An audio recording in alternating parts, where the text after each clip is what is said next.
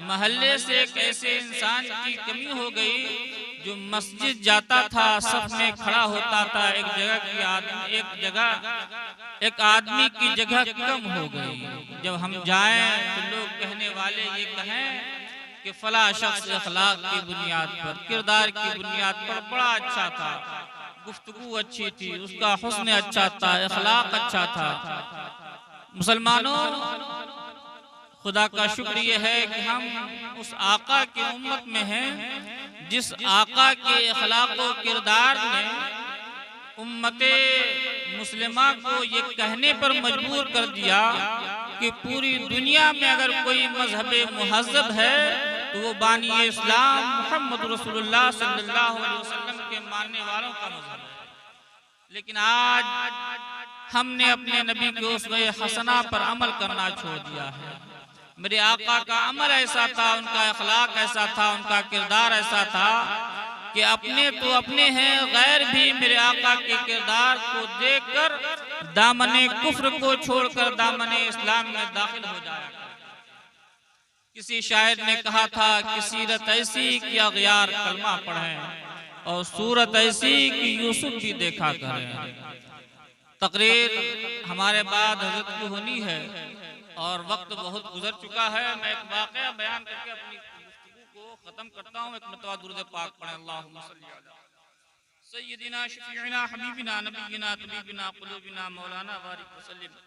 सल्लु अल हबीब सलातुन व सलामन दाइमन अलैहि या रसूलल्लाह सल्लल्लाहु अलैहि वसल्लम। हज़रात, आज हम अपने अखलाक को देखें और हम अपने नबी के उसवे हसना को देखें। किताबों में आया है कि बनी सुलैम के एक आराबी आकाए कायनात सल्लल्लाहु अलैहि वसल्लम की बारगाह में आए और बनी सुलैम का वो शख्स, आज हम अपनी जबान में कहें तो वो आराबी था, यानी देहाती था,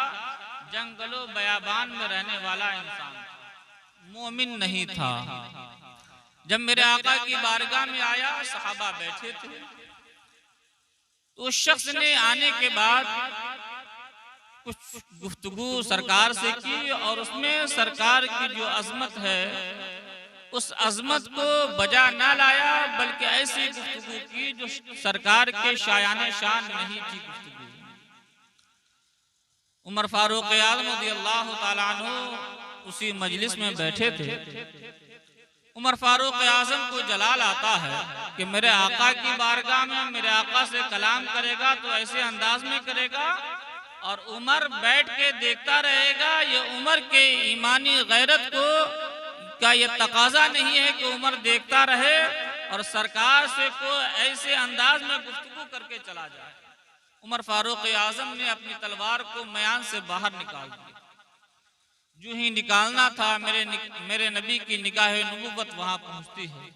आकाए कायनात सल्लल्लाहु अलैहि वसल्लम इरशाद फरमाते हैं, उमर तुम अपनी तलवार को मयान से बाहर क्यों निकाल रहे हो? अपनी तलवार को तुम मयान में दाखिल कर दो और इस शख्स ने जो गुफ्तगू किया है, जो कलाम किया है, मुझसे किया है,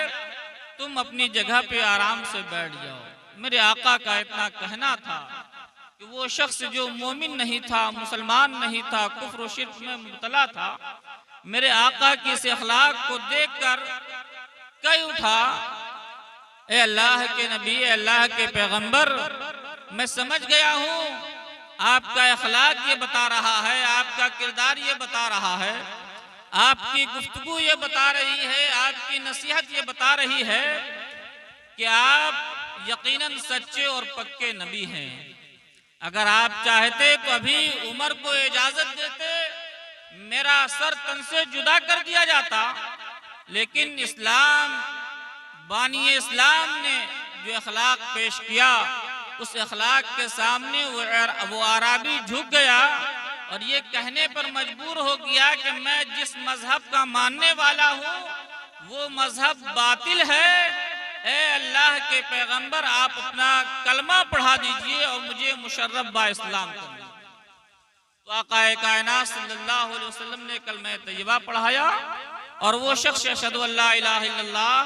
व अशहदु अन्ना मुहम्मद रसूलुल्लाह पढ़कर दामने कुफ्र को छोड़ा और इस्लाम की पनाह में आ गया। जब इस्लाम की पनाह में वो शख्स आ गया तो अब आकाए कायनात सल्लल्लाहु अलैहि वसल्लम की बारगाह में अर्ज करता है, या रसूल अल्लाह, मैं तो इस्लाम का कलमा पढ़ लिया हूँ, आप मुझे अपनी गुलामी में शुमार कर लीजिए, लेकिन मेरी कुछ हाजतें हैं, उसे आप पूरा फरमा दीजिए। आकाए कायनात सल्लल्लाहु अलैहि वसल्लम ने इरशाद फरमाया, बताओ क्या हाजत है। उस शख्स ने कहा, या रसूल अल्लाह, मेरी हाजत यह है कि मेरे सर को ढकने के लिए कपड़ा नहीं है, मैं जहां से आया हूं वहां जाने के लिए न मेरे पास सवारी है और न किसी सवारी का किराया हमारे पास है, और या रसूल अल्लाह, मैं भी भूखा हूं, मेरे घर वाले भी भूखे हैं। इन चीजों का मेरे आका आप इंतजाम फरमा दें। आका कायनात सल्लल्लाहु अलैहि वसल्लम ने सहाबा से फरमाया कि जिन लोगों के पास कपड़े हैं वो उस मुसलमान भाई को दे दो। एक सहाबी खड़े हुए जिसका नाम हजरत अली मुर्तजा रज़ी अल्लाह ताला अन्हु है,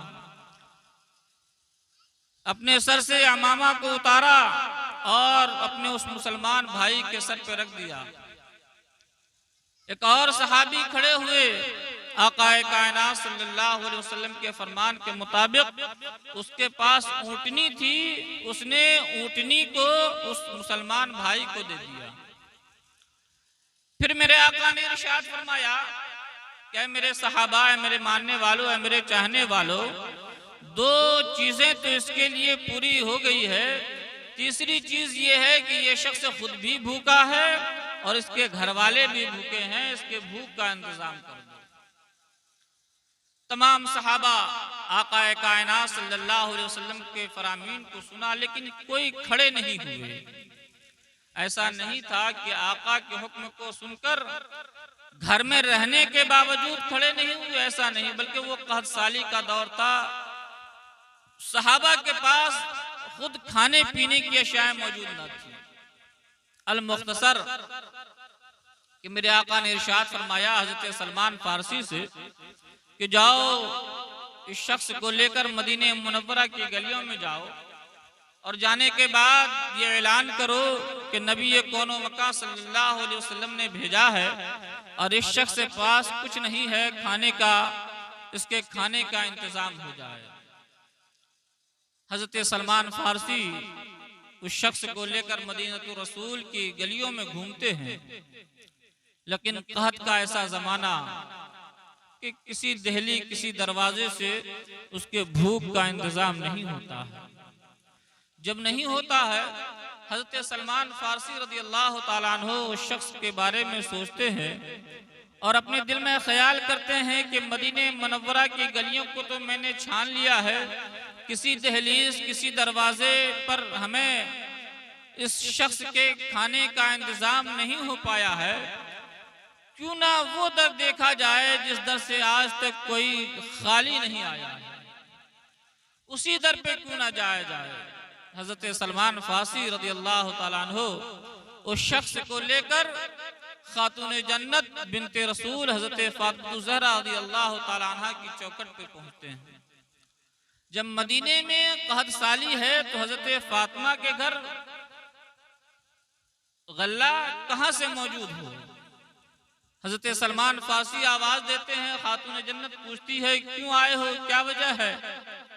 हजरत सलमान फारसी कहते हैं इसलिए आया हूं कि आकाए कायनात सल्लल्लाहु अलैहि वसल्लम की बारगाह में एक शख्स आए थे, इस्लाम का कलमा पढ़ा था, उसके भूख का इंतजाम करना था। मदीने की गलियों में मैंने चक्कर लगाया, किसी दहलीज किसी दरवाजे से उसके भूख का इंतजाम न हुआ, तो सोचा कि उस चौखट पे जाया जाए जिस चौखट से आज तक कोई भिखारी खाली हाथ नहीं लौटा है। इसलिए खातून जन्नत आपकी चौखट पे आया हूँ, ए बिनते रसूल आपकी चौखट पर इसीलिए आया हूँ। खातून जन्नत हजरत फातिमा ज़हरा रज़ी अल्लाह ताला अन्हा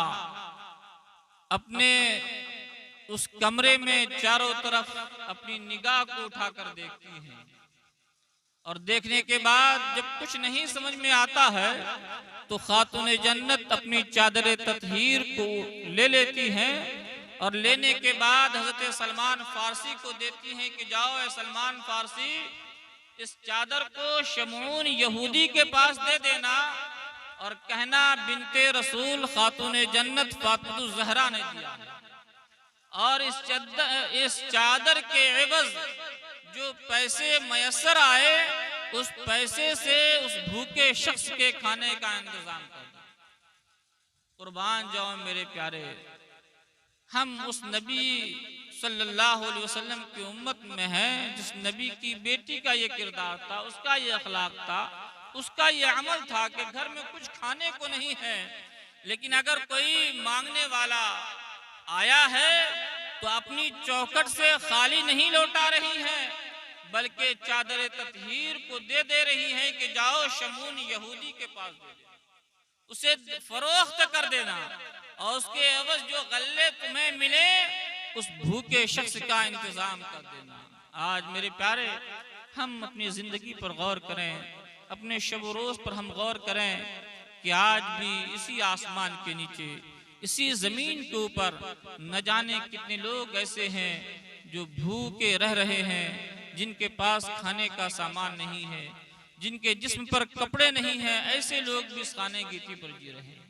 आज अल्लाह का शुक्र है कि हमारे पास अल्लाह ने सब कुछ अता किया है, लेकिन सब कुछ अता करने के बाद भी हम उस अल्लाह वहदहु ला शरीक का शुक्र अदा नहीं करते हैं, उसकी नाशुक्री में लगे रहते हैं। अल मुख्तसर ये कि खातून जन्नत हजरत फातिमा ने उस चादर ततहीर को दिया सलमान फारसी को, और सलमान फारसी को देने के बाद ये ना कहा कि जाओ किसी शख्स के पास बेच देना, नहीं, बल्कि खातून जन्नत ने ये फरमाया कि जाओ शमून यहूदी को जाकर देना और उससे ये जाके कहना कि बिनते रसूल की चादर है। खातून जन्नत की निगाह भी देखिए कितनी बड़ी निगाह है खातून जन्नत की। जब वो चादर ततहीर हजरत सलमान फारसी शमून यहूदी के पास ले जाते हैं और ले जाने के बाद शमून यहूदी से हजरत सलमान फारसी ये कहते हैं कि शमून यहूदी, ये बिनते रसूल खातून जन्नत की चादर ततहीर है, उसने भेजा है तुम्हारा नाम बताकर के उसको दे देना और इस चादर के एवज जो तुम्हें माल मिले उससे इस भूखे शख्स के खाने का इंतजाम कर देना। ऐ शमून यहूदी, तुम इस चादर ततहीर को ले लो